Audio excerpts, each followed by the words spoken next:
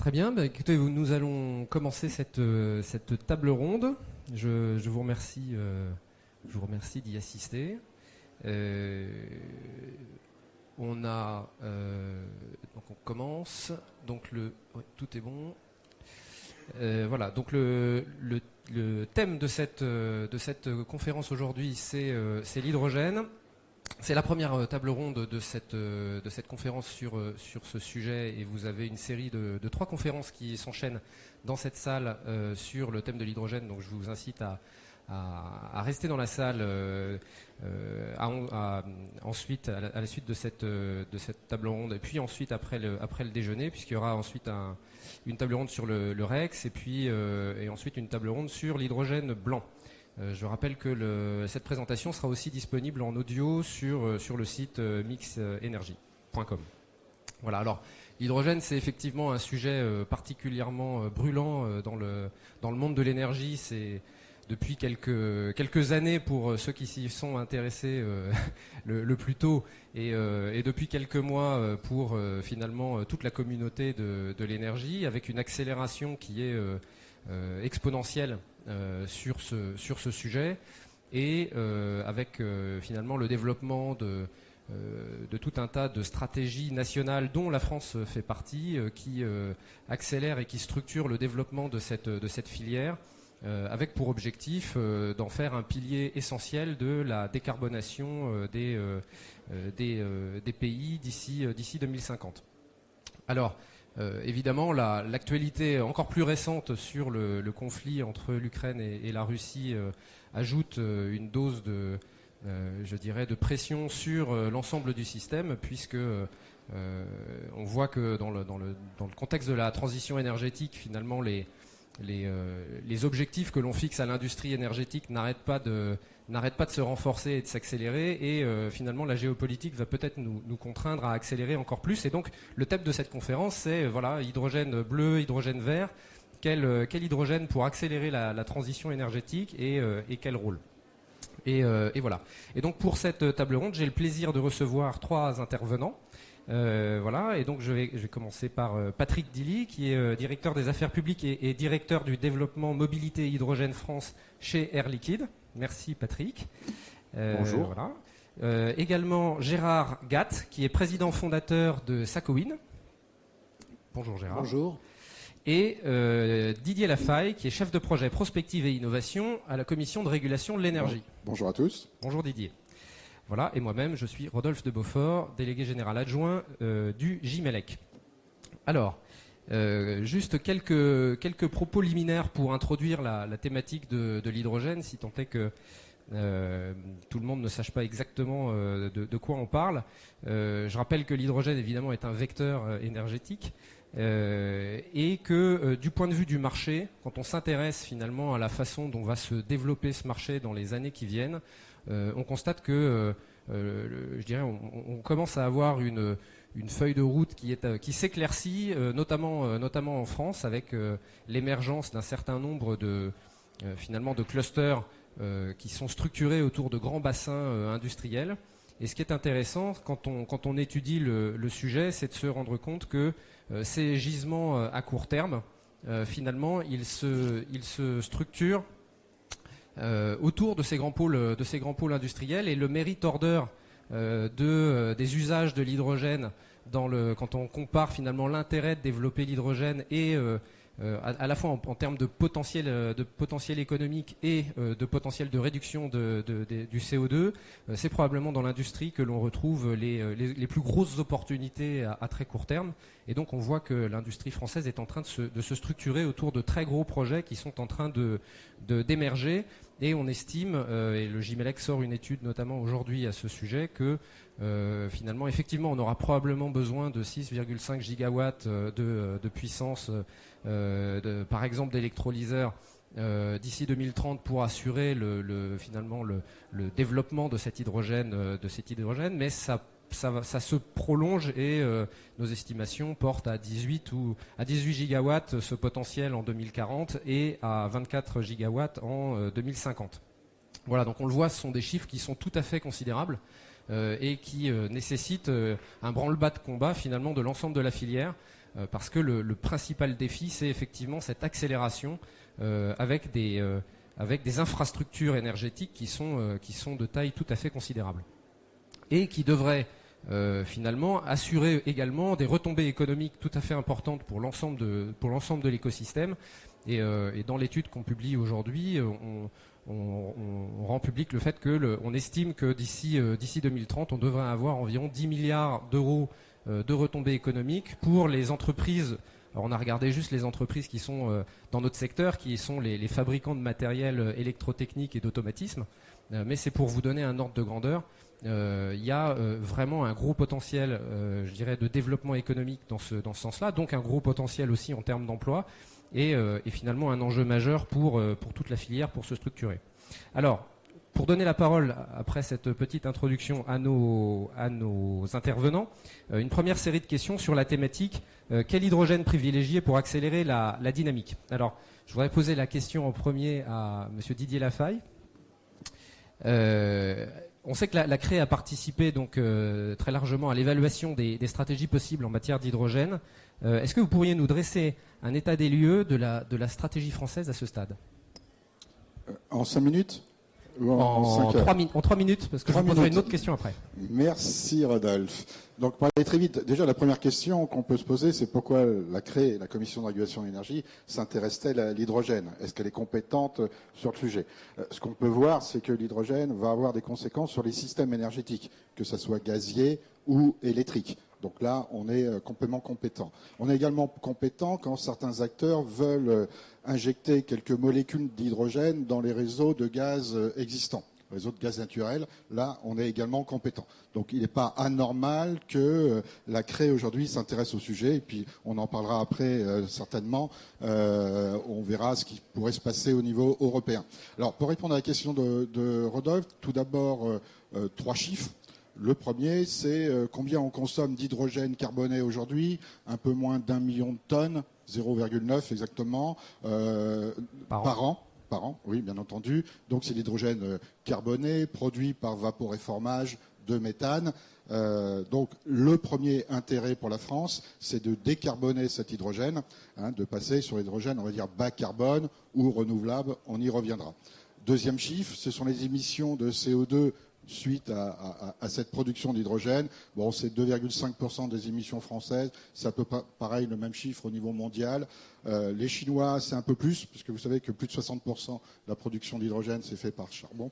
Donc, ils sont un peu moins bons que nous au niveau européen. Mais surtout, un chiffre aussi à retenir, c'est qu'aujourd'hui, le prix en sortie des SMR, donc de ces vaporéformeurs, c'est environ entre 1 et 1,5 euros le kilo d'hydrogène. Alors, aujourd'hui, on sait, je l'ai dit, il va falloir décarboner cet hydrogène. Plusieurs technologies sont disponibles. La première, ce serait de dire, au lieu de mettre du méthane en entrée des SMR, on pourrait mettre du biométhane. Ou soit dire, on va continuer à utiliser ces SMR, et en sortie des SMR, on va faire du CCS, capture, stockage du carbone. Et là, le surcoût qu'on a pu identifier, ça serait à peu près plus 1 euro par rapport au, on va dire, 1,5. Donc on arriverait à un coût d'hydrogène à 2,5 euros le kilo d'hydrogène. Bon, c'est peut-être acceptable certainement pour certains industriels.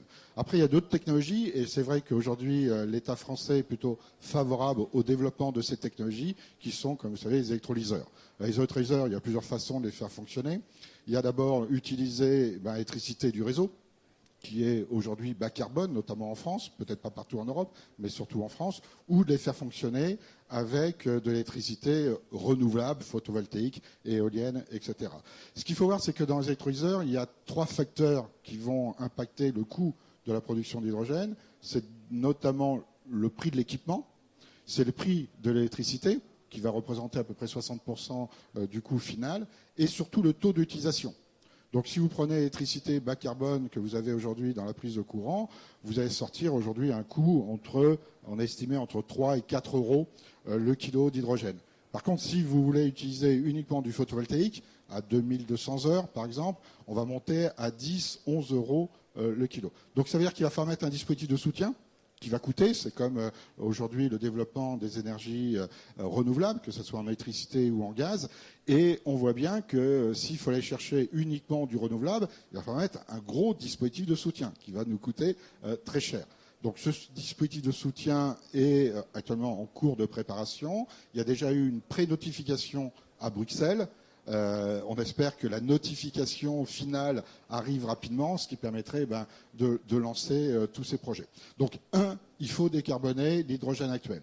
Je termine rapidement parce qu'il va me tirer les oreilles. 2, on sait que dans le cadre de la décarbonation de l'industrie, on va également devoir utiliser l'hydrogène. Je prends un exemple, en matière de production de l'acier, on utilise du coke, on se dit on pourrait peut-être remplacer une partie de ce coke par l'hydrogène. Donc il y a des gros projets qui vont être lancés, donc on va devoir produire davantage d'hydrogène. Donc ça c'est pour l'industrie. Après il y a un autre secteur que l'État français souhaite développer, c'est la mobilité. J'ai entendu hier ici qu'on allait développer 100% de véhicules électriques. Ça n'a jamais été dit, c'est écrit nulle part, aussi bien au niveau européen que français. Aujourd'hui, il y a plusieurs façons de décarboner la mobilité. Il y a l'électricité, c'est vrai. Il y a l'hydrogène, ça peut être une façon, surtout pour la mobilité lourde, que ce soit le ferroviaire, il y a des projets, que ce soit le maritime, l'aérien, ou éventuellement les poids lourds. Il y a aujourd'hui des projets avec des poids lourds. Donc la mobilité, c'est aussi quelque chose qui va consommer de l'hydrogène. C'est le deuxième point sur lequel l'État français souhaite soutenir. Et le troisième point, c'est comme l'a dit Rodolphe, c'est soutenir une filière française. Demain, n'achetons pas des électrolyseurs ou des piles à combustible en Chine. Pour faire un exemple, il faut absolument qu'on développe cette filière française. Et le dernier point qu'on veut surtout pas faire, c'est d'injecter cet hydrogène, qui a quand même de la valeur, on le voit, puisqu'il faut décarboner l'industrie, dans les réseaux de gaz naturel. Je m'arrête là ou je continue? Non, c'est bon, je redonnerai la parole tout à l'heure. Merci beaucoup Didier pour cette introduction. Très bien, très bon panorama. Merci beaucoup. Et on a compris que du coup, pour accélérer, on a besoin de ces dispositifs de soutien notamment et de cette clarification du cadre, économique finalement dans lequel ces projets vont se constituer. Alors si on parle de projet justement, je passe la parole à Monsieur Patrick Dilly. Le groupe Air Liquide est très actif effectivement dans tout le champ de l'hydrogène, c'est certain. Quelle est votre vision du développement finalement de cette industrie et des projets, notamment sur l'axe hydrogène bleu? Est-ce que vous pouvez nous rappeler ce que c'est que l'hydrogène bleu? Non, je sais. Mais c'est dans le titre, donc il faut quand même qu'on clarifie le sujet. Bonjour à tous et merci pour cette participation. Alors, oui, et je ne parlerai pas de couleur, j'utiliserai des termes plus proches de bas carbone ou renouvelable. Alors, effectivement, Air Liquide est impliqué et développe l'hydrogène depuis déjà de nombreuses décennies, notamment à travers le programme Ariane au point de départ, donc dans le domaine du spatial, mais également dans le domaine de l'industrie, sur tout ce qui va être lié au traitement thermique notamment, et il y a un tas d'activités industrielles, également en relation avec tout ce qui va être chimie, pétrochimie, raffinage, et un certain nombre d'industries, y compris parfum ou flaconnage, etc. Donc une application et une maîtrise du sujet et de la molécule hydrogène depuis, j'allais dire, un bon moment. Alors après, pour reprendre, alors non pas les couleurs, mais hydrogène bas carbone, hydrogène renouvelable, j'allais dire le sujet est tellement vaste et les ambitions sont tellement fortes, j'allais dire que peu importe la couleur, ce qu'il faut c'est avancer et aller vite et accélérer. On sait bien qu'une tonne de CO2, j'allais dire évitée aujourd'hui, a beaucoup plus de poids ou de valeur qu'une tonne de CO2 évitée dans 10 ans. Donc il faut le faire maintenant. Et c'est la raison pour laquelle Air Liquide s'est impliqué sur un certain nombre de projets. Alors j'ai entendu le capture de CO2 en aval d'une unité de production d'hydrogène. C'est ce que nous avons fait avec Cryocap en Normandie en 2015. Production d'hydrogène par électrolyse, le projet iBalance au Danemark avec un électrolyseur de 1,2 MW, donc une petite unité.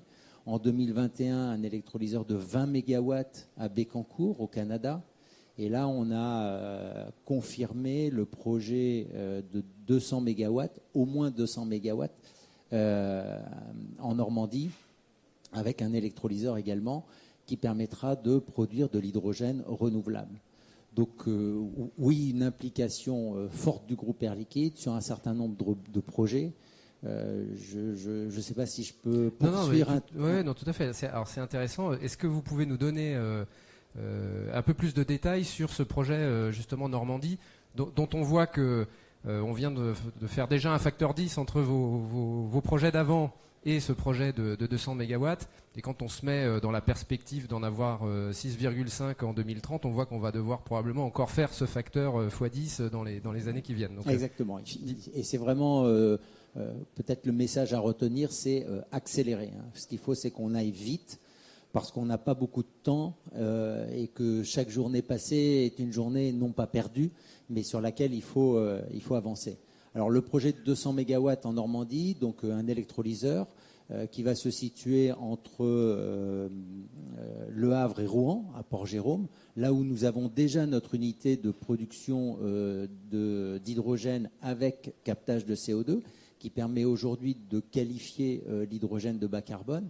Et effectivement, si on alimente cette unité actuelle en biogaz, avec le captage de CO2, on a de l'hydrogène renouvelable, voire à empreinte négative, et on pourra y revenir. Et le projet de 200 mégawatts qui a été lancé, on a reçu les autorisations administratives en début de cette année, va voir donc la mise en place d'un électrolyseur de 200 mégawatts, ordre de grandeur 80 tonnes jour de production d'hydrogène renouvelable, sur le réseau, puisqu'on a une canalisation pour faire simple, entre effectivement Rouen et Le Havre, et cet hydrogène renouvelable sera injecté dans le réseau et permettra d'alimenter des clients majeurs comme Total Energy ou Exxon.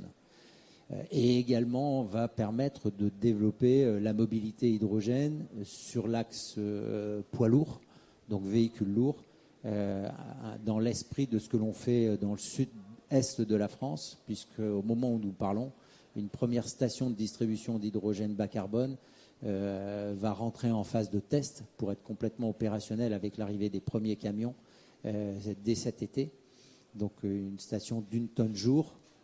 Pour vous donner des ordres de grandeur, les stations parisiennes qui alimentent les taxis aujourd'hui, c'est 200 kilos jour.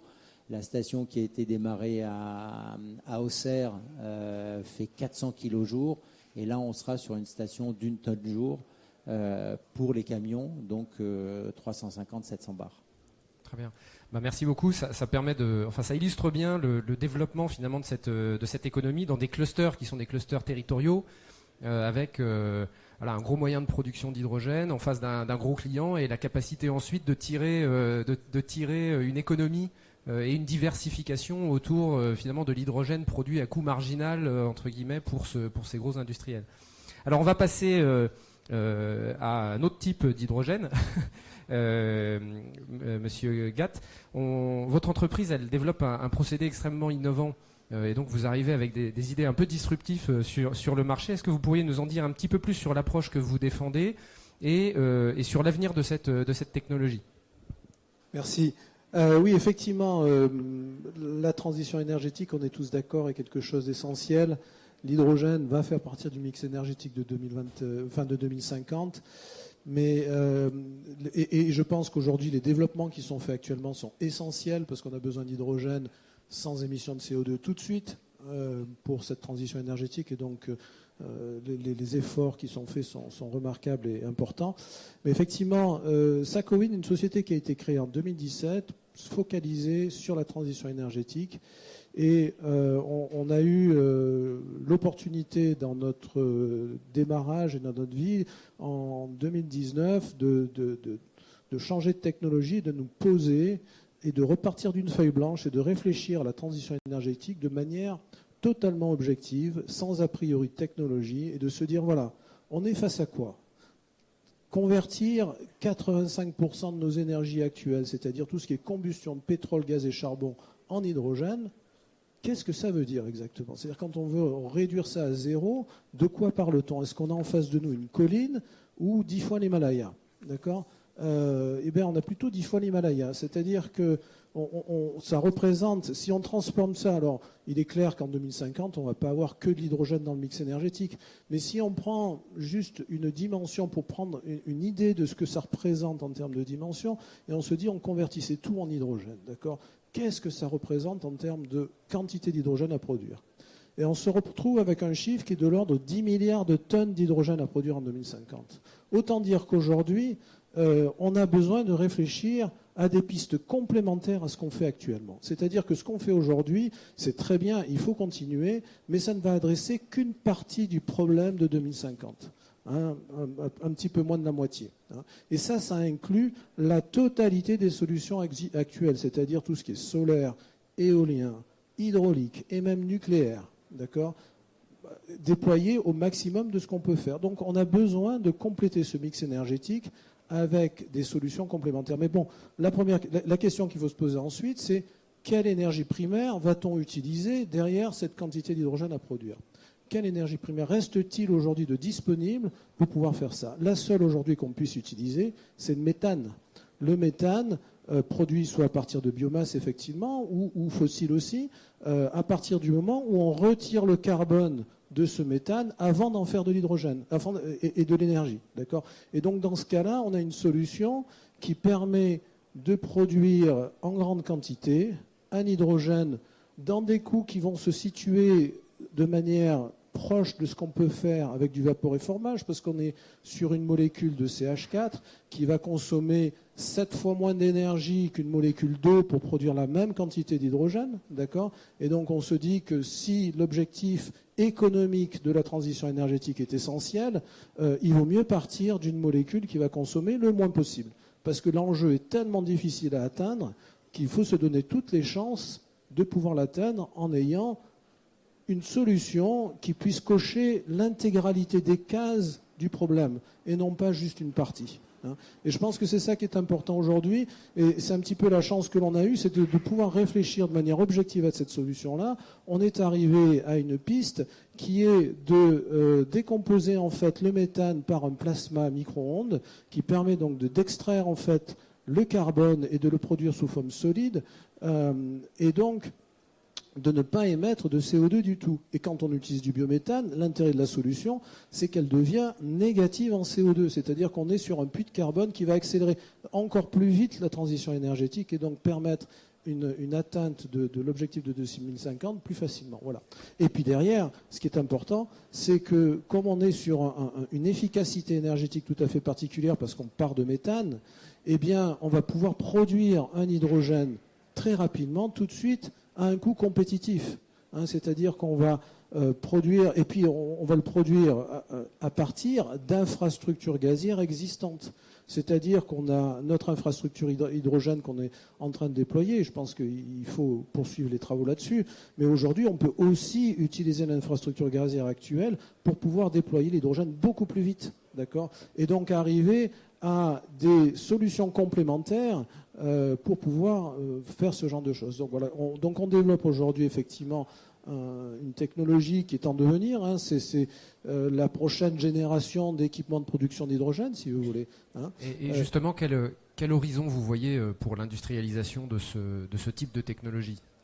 Alors, aujourd'hui, nous voyons une sortie de produit en 2025. Nous avons un prototype fonctionnel dans notre laboratoire à Aix-en-Provence. Et nous avons donc un certain nombre de partenaires aujourd'hui qui nous ont rejoints, des sociétés comme Saint-Gobain, comme Ponticelli, le groupe ADF, des grands groupes, mais surtout des ETI de taille. Ponticelli, c'est une société qui fait 6000 personnes, 800 millions d'euros, qui cherche à proposer, à co-développer avec nous une solution qui va permettre de faire de l'extraction de pétrole et de gaz sans émission de CO2 en réutilisant le gaz fatal issu des puits, le convertissant en hydrogène et en carbone solide, faisant tourner les turbines à gaz et tous les équipements sur la plateforme en hydrogène. Et donc, et ça permet aussi de voir une chose importante, c'est-à-dire de ne plus confondre la matière première qui contient du carbone, pétrole, gaz ou charbon, d'accord, de son usage, d'accord. C'est-à-dire que aujourd'hui, la problématique que l'on a par rapport au méthane en particulier, c'est l'usage. Hein, tout ce qu'on voit au niveau taxonomie et tout ça sur le méthane, c'est parce qu'on utilise ces énergies-là en combustion systématiquement, d'accord. Maintenant, si on les utilise, si on change d'usage et on les utilise en décomposition sans oxygène et donc sans émission de CO2, on a une matière première qui peut nous permettre d'atteindre le net zéro émission de 2050 de manière très efficace. Voilà. Ok, très bien, merci beaucoup. Donc on comprend développement industriel à partir de 2025 et ensuite monter en puissance pour complémenter les autres filières. Alors, on va faire une deuxième série de questions pour aborder le deuxième point de cette table ronde. Finalement, quel est le rôle de l'hydrogène dans la transition écologique? Alors, pour ça, il faut rappeler effectivement que il y a beaucoup d'usages de l'hydrogène possibles. Hein, donc, on a parlé effectivement d'une première catégorie d'usage qui serait l'industrie. On va creuser un peu la question. On a une deuxième catégorie d'usage qui est la mobilité lourde, avec tout un tas d'usages aujourd'hui dont on voit difficilement comment est-ce qu'on pourrait faire une électrification directe. Donc des avions, des camions, un certain nombre de bateaux, voilà. Et puis il y a toute la partie finalement de mobilité plus légère, par exemple, qui est également présente, avec des horizons qui paraissent pour le moment un peu plus lointains, mais on va en parler. Et puis après, il y a quelques petits usages de niche entre guillemets, enfin en tout cas qui sont pas dans ces très gros gisements, qui sont par exemple le gas to power, c'est réutiliser de l'hydrogène pour apporter un soutien au réseau électrique en complément de la flexibilité de systèmes électriques très ENR. Alors, pour parler de ça, je vais rendre la parole à Monsieur Dilly pour que vous nous parliez un petit peu de la stratégie des acteurs dans le domaine de la mobilité et éventuellement développer en quelques minutes quelques exemples qui illustrent un peu le gain environnemental, puisque c'est un peu quel apport pour la transition énergétique, le gain environnemental qu'on peut avoir sur des applications de type mobilité lourde ou mobilité collective. Je vais m'appuyer sur quelques exemples, j'allais dire, très concrets. Et le premier, c'est les taxis Hype à Paris, qui illustrent bien une chose qui est importante, c'est la mise en place d'un écosystème avec un certain nombre de partenaires, et que c'est vraiment l'association et la combinaison de ces différents partenaires dans un timing et dans un phasage qui est compatible avec tout le monde, qui permet effectivement de déployer et les premiers véhicules. Donc le premier exemple, en tout cas, COP21, décembre 2015, 5 taxis hydrogène à Paris, avec une station que nous avons implantée Air Liquide au pont de l'Alma. Et on a initié ce déploiement des taxis parisiens par cette première installation. Aujourd'hui, il y a 6 stations de distribution d'hydrogène à Paris ou en première couronne, avec un peu plus de 150 taxis, qui illustrent bien que quand on a une flotte captive avec une intensité de fonctionnement qui est significative, eh bien le véhicule hydrogène a tout son sens par rapport à un véhicule électrique à batterie. J'en profite tout de suite pour le dire, comme ça sera fait. N'opposons pas les différentes énergies. Chaque énergie va être compatible avec des usages, et suivant l'usage que vous avez, il n'aurait pas de sens d'aller chercher un véhicule électrique à hydrogène, et le véhicule électrique à batterie pourra tout à fait faire le job. Je vais donner un seul exemple. Vous avez un véhicule, vous voulez faire moins de 100 km dans la journée, et ça de manière, récurrente, et votre véhicule va pouvoir se recharger toute la nuit.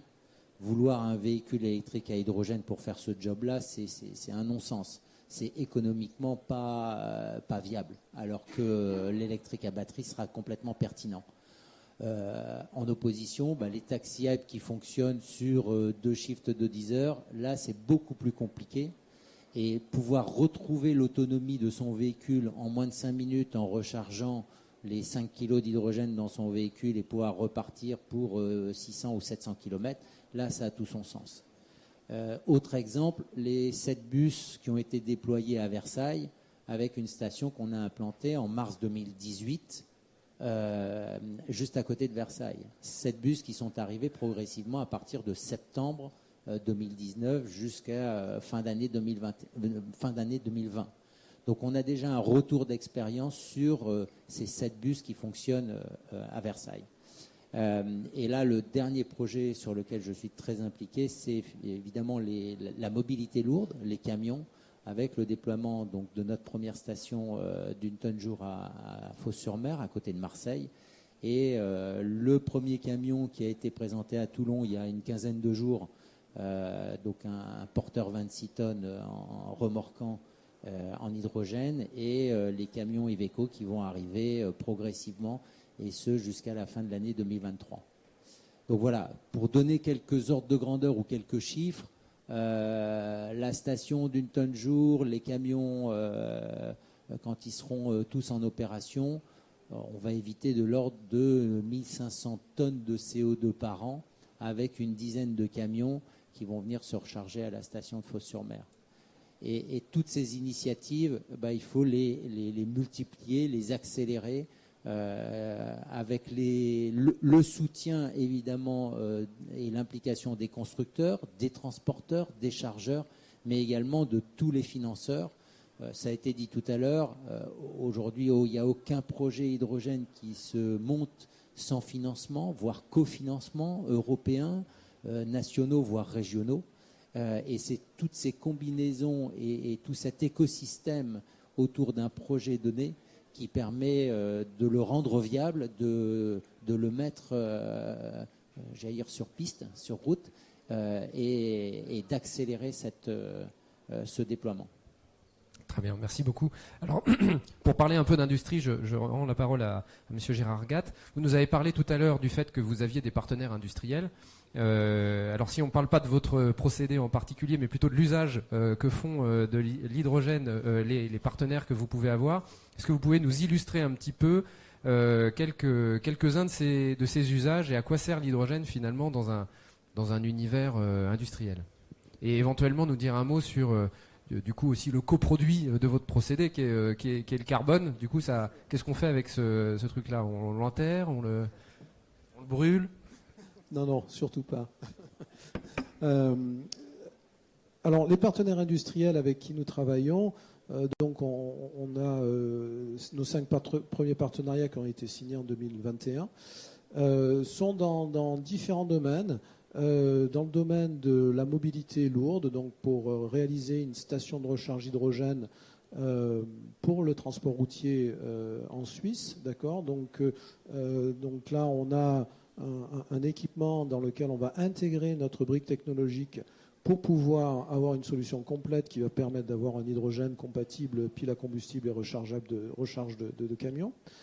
Une autre application qui est là dans le domaine des aéroports. On a été lauréat d'un programme H2Hub Airport donc, qui est géré par ADP Airbus et Air France, dans lequel on a besoin de fournir une solution de production d'hydrogène pour les aéroports, pour transformer les infrastructures actuelles vers l'hydrogène.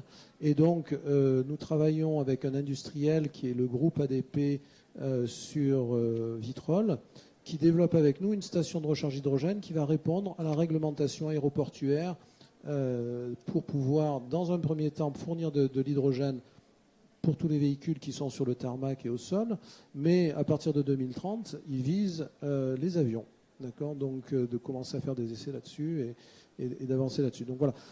Ensuite, je vous ai parlé tout à l'heure de Ponticelli dans le domaine du pétrole et du gaz.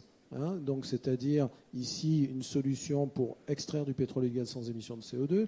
Un autre partenaire dans le domaine de l'agriculture, où là on va avoir un hydrogène produit à partir de biométhane. Donc c'est une société qui s'appelle AES Dana, qui est spécialiste de la méthanisation, et donc ils souhaitent développer une station de recharge hydrogène spécifique au monde agricole qui va se connecter en bout de ligne d'un méthaniseur, convertissant le biométhane en hydrogène et en carbone solide, l'hydrogène permettant à l'agriculteur de faire son agriculture négative en CO2 dans ce cas-là, et le carbone de le réutiliser pour partie dans les sols pour améliorer la rétention des sols au niveau de l'eau. Il faut savoir que l'industrie agricole aujourd'hui a tendance à consommer le carbone du sol sans pouvoir le remettre. Et le problème de sols en déficit de carbone, c'est qu'ils ont du mal à retenir l'eau. Avec le réchauffement climatique actuel, où on a des pluies de plus en plus intenses et de plus en plus rares, ça, c'est un phénomène qui accélère fortement le réchauffement climatique. Donc, remettre du carbone dans les sols, c'est quelque chose d'important. Et c'est pour ça que nous parlons ici d'une solution d'un hydrogène durable qui s'insère complètement dans le cycle de la planète. D'accord ? Et la dernière piste, c'est dans le domaine de l'industrie, avec Saint-Gobain, donc, qui souhaite convertir des usines de production de matériaux, verre, céramique et autres, à l'hydrogène. Et nous discutons avec eux pour mettre en place un programme de transformation de ces procédés actuels vers l'hydrogène. Voilà. Très bien, merci beaucoup. Donc on voit qu'il y a finalement une variété énorme de la diffusion de cette technologie dans tous les pans de l'activité d'une société moderne. Et donc pour revenir là-dessus, finalement, je reviens vers vous, monsieur Lafaille. Les perspectives de réduction de CO2, on voit qu'elles sont là, elles sont intéressantes. On a parlé du besoin de soutien et de soutien de financement de l'ensemble de ces filières. Pour mieux comprendre finalement les dispositifs qui sont en cours de préparation, j'ai envie de vous poser une question. Quels sont les principes qui guident l'action des décideurs dans ce domaine pour structurer finalement un soutien public et à quoi est-ce qu'on peut s'attendre en matière de régulation pour l'hydrogène en tant que marché?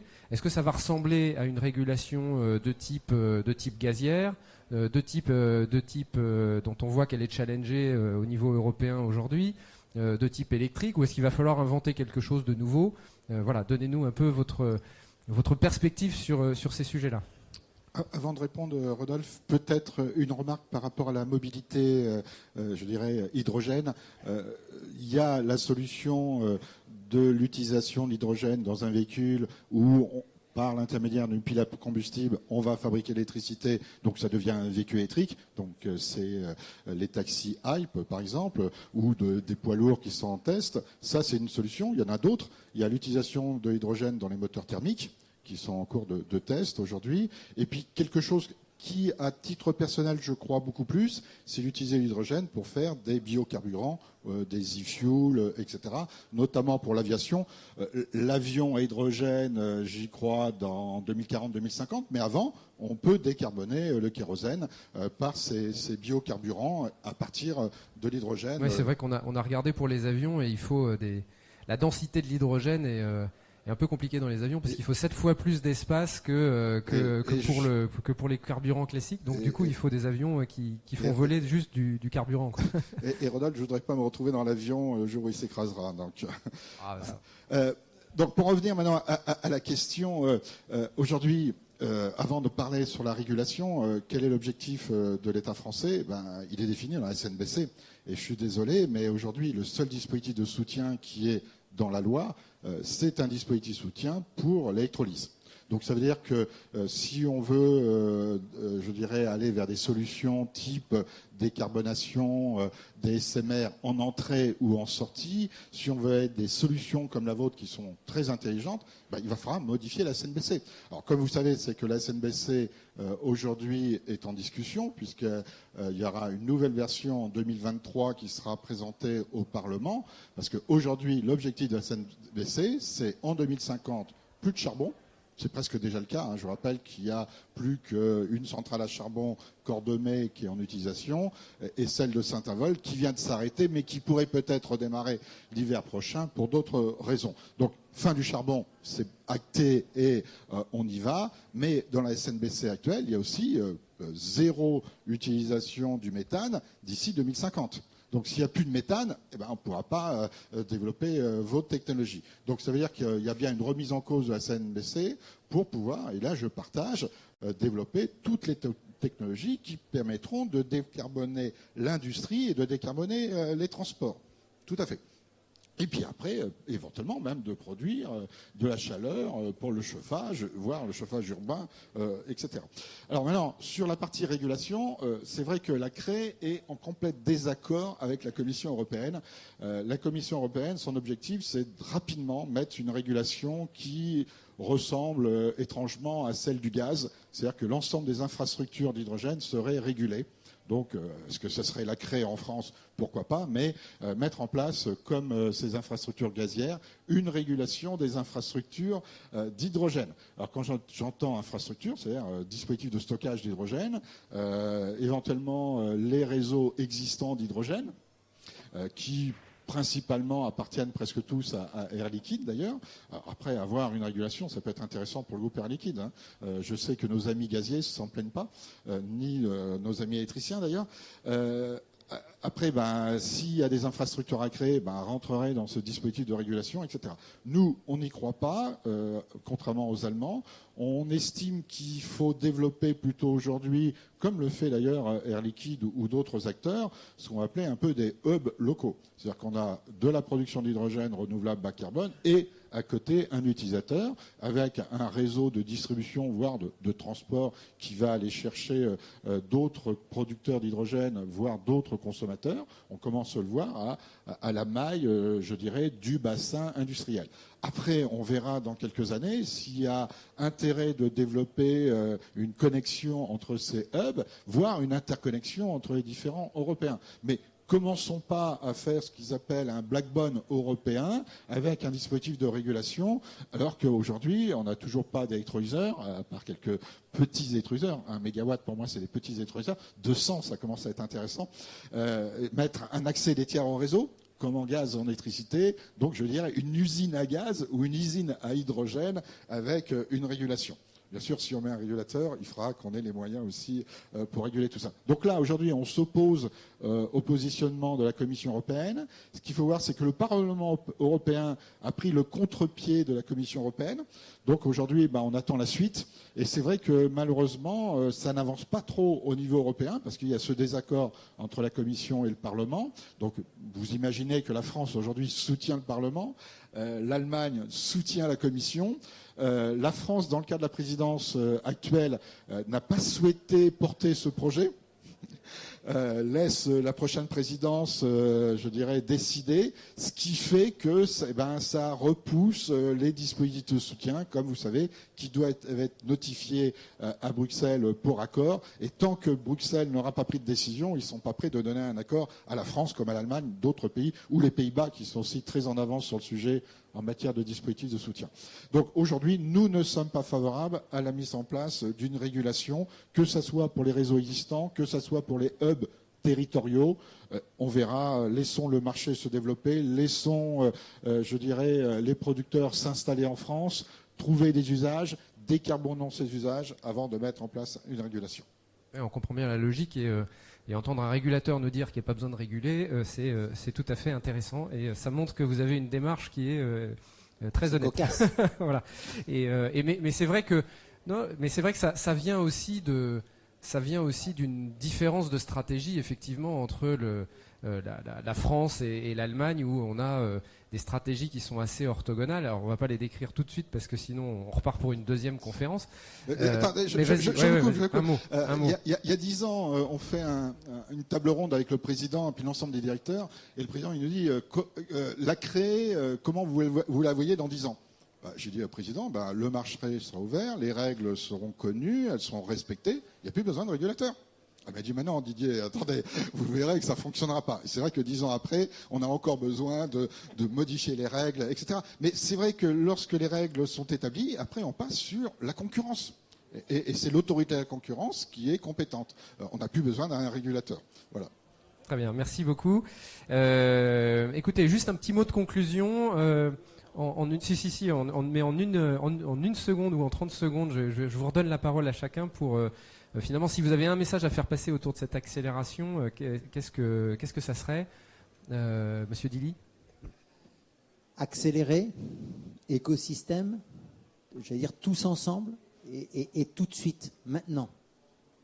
Ok, super, merci beaucoup, monsieur Gatt. Écoutez, moi le message que je tiens à faire passer, c'est financer l'innovation. On sait que pour atteindre 2050, il nous faut des nouvelles idées, des nouvelles solutions, sinon on n'y arrivera pas.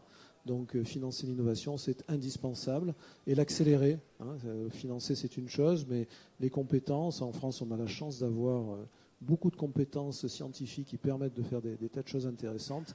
Il faut booster tout ça. Super, merci beaucoup. Et Didier, un mot pour la fin ? Ne pas financer uniquement une filière, comme c'est prévu aujourd'hui dans la loi. Donc je pense qu'il faut modifier la loi. Alors les innovations, on a des dispositifs pour financer les innovations. Mais demain, si on veut développer des technologies de CCS sur les SMR existants, ou demain, si on veut continuer à développer ces technologies, il faudra mettre en place des dispositifs de soutien. Il ne faut pas que, encore une fois, le cadre réglementaire soit restreint. En France, on fait de la loi qui nous restreint sur certaines technologies. C'est bien dommage. On a besoin de décarboner l'industrie. On a besoin de produire l'hydrogène renouvelable bas carbone. Voilà.